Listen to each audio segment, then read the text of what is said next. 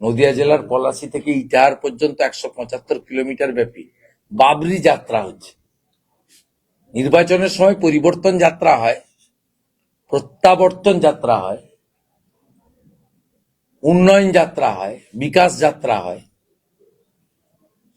বাংলা রক্ষা করো যাত্রা হয়, বাংলা বাঁচাও যাত্রা হয়, বাংলা গড়ার যাত্রা হয়, বিকশিত বাংলার যাত্রা হয়, রাষ্ট্রবাদের যাত্রা হয়। কিন্তু বাবরি যাত্রা কেন? তাই আসাউদ্দিন ওয়াইসি এবং হুমায়ুন কবিররা তীব্র সাম্প্রদায়িকতার বীজ বপন করে তারা 70-80টা 90টা সিট জিতে মুসলিম মুখ্যমন্ত্রী করতে চান বলে আমার মনে হয়েছে। এবং সেক্ষেত্রে যদি তারা তাদের অভীষ্ট লক্ষ্যে পৌঁছান, তৃণমূল কংগ্রেস যদি ওদের থেকে কমও পায় বা বেশিও পায়, তারা রাষ্ট্রবাদ এবং সনাতন সংস্কৃতিতে বিশ্বাস করা আদিবাসীদের স্বার্থ রক্ষাকারী বিজেপিকে আটকাতে তৃণমূল প্রয়োজন হলে সমর্থন দিতে পারে। এই অঙ্ক নিয়ে বলছেন তারা ত্রিশঙ্কু বিধানসভা করতে চান এই কারণে, যাতে এমনি তো বলছেন মুসলিম উপমুখ্যমন্ত্রী চাই আমাদের, তখন দেখা যাবে পরিস্থিতির নিরিখে যদি রাষ্ট্রবাদীরা এবং সনাতনীরা ঐক্যবদ্ধ না হন, তাহলে দেখা যাবে যে ওরা 70 পেয়ে গেছে, তৃণমূল 70-75 পেয়ে গেছে, ভারতীয় জনতা পার্টি 140 পেয়ে গেছে, তাহলে দুজন মিলে গিয়ে বলবে আমরা 145, তখন এরা বলবে আমরা মুসলিম মুখ্যমন্ত্রী করতে চাই, তৃণমূল দেখা যাবে নিঃশর্ত সমর্থন দেবে। দুজনের এজেন্ডা একই, একজন সরাসরি বলছে, আরেকজন কার্যত নিজের আচার আচরণ কর্মপদ্ধতিতে বলছে। গতকালকে যেদিনকে বিধানসভার শেষ দিন, শেষ অধিবেশন, সেদিন একটা পঞ্চায়েতের ক্ষেত্রে একটা সংশোধন আনা হলো এবং 2.5 বছরের সময়সীমাকে 3 বছর। সেটা কাজল কেষ্টর জন্য 19 ফেব্রুয়ারি 2.5 বছর হয়ে গেলেই বোম মারা আরম্ভ হতো, ভাঙড়ে আরম্ভ হতো, বীরভূমের দিকে দিকে আরম্ভ হতো। কারণ কেষ্টর মনোনীত প্রধানদেরকে, পঞ্চায়েত সমিতির চেয়ারম্যানদেরকে বা জেলা পরিষদের সভাধিপতিকেও কাজল সরাতে চায়, আবার কাজলকে সভাধিপতি থেকে কেষ্ট সরাতে চায়। 2.5 বছরের ফর্মুলা থাকার জন্য সরাতে পারছিল না। 19 ফেব্রুয়ারির পর থেকে সরানোর উদ্যোগ শুরু হতো, উভয় পক্ষের বোমাগুলি চলত, পুলিশ দিশেহারা হয়ে যেত, নির্বাচনে প্রভাব পড়ত। তাই নিজেদের বোমাগুলি আপাতত বিরত, শান্তি বিরতি, একটা মানে বাফার টাইমের জন্য এটাতে সরকারকে ব্যবহার করলেন মুখ্যমন্ত্রী, কার্যত চুপি চুপি 30 মিনিটের আলোচনায় পিছনের দরজা দিয়ে 6 মাস এক্সটেনশন করার মধ্য দিয়ে তৃণমূল কংগ্রেসের যে আভ্যন্তরীণ দ্বন্দ্ব চলছে ভাগ বাটোয়ারা ইত্যাদি নিয়ে, যা সরাসরি রাস্তায় নামতো, সেখান থেকে আপাতত যুদ্ধবিরতি ঘোষণা করলেন। তো আলটিমেটলি বালির বাঁধ দিয়ে যেমন সমুদ্রকে রোখা যায় না, তেমনি এই ধামাচাপা দিয়ে বিধানসভাকে এবং সরকারকে অপব্যবহার করে কিছুদিন হয়তো রক্ষা করা যায়, কিন্তু বেশি দিন রক্ষা করা যায় না। এই বিল যেমন পাস করার অধিকার ওদের আছে, রিপিল করার অধিকারও আগামী বিধানসভার আছে। মে মাসে বিজেপি সরকার হলে আমরা রিপিলও করতে পারি। তাই এখনই আনন্দে আত্মহারা হওয়ার কোনো কারণ কাজল শেখেরও নেই, অনুব্রত মণ্ডল। রাস্তায় নেমেছে সংগ্রামী যৌথ মঞ্চ, বলুন কবে ডিএ পাওয়া যাবে সেই দাবি নিয়ে ফের সুপ্রিম কোর্ট যা বলার বলে দিয়েছে, সুপ্রিম কোর্টের পরে তো অন্য কেউ নয়।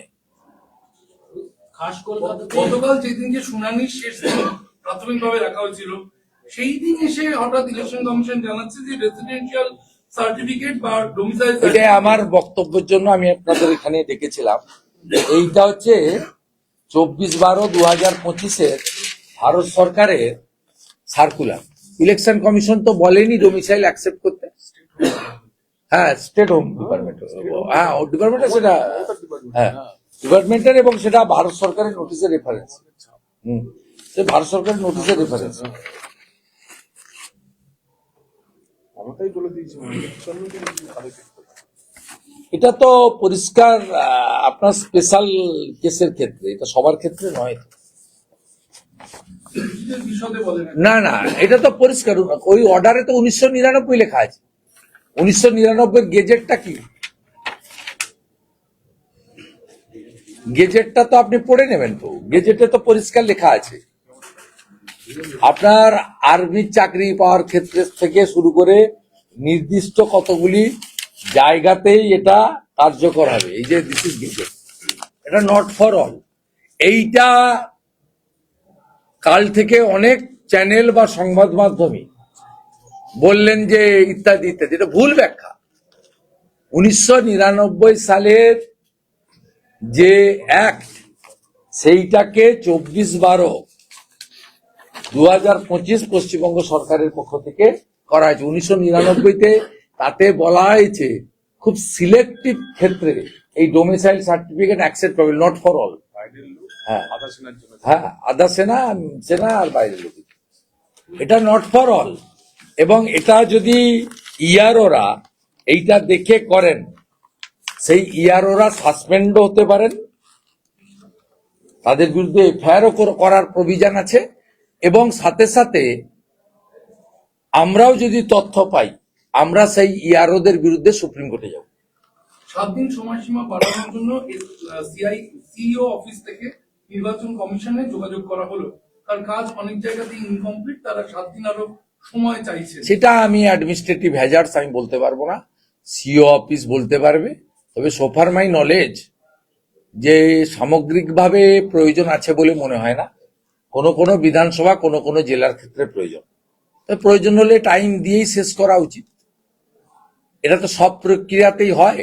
খসড়া ভোটার তালিকার ক্ষেত্রেও কয়েকদিন এক্সটেনশন হয়েছে, তারপরে ফর্ম 7 জমা দেওয়ার ক্ষেত্রেও 5 দিন এক্সটেনশন হয়েছে। এক্ষেত্রেও যদি 7 দিন বা 5 দিন হয়, ক্ষতি কিছু নেই।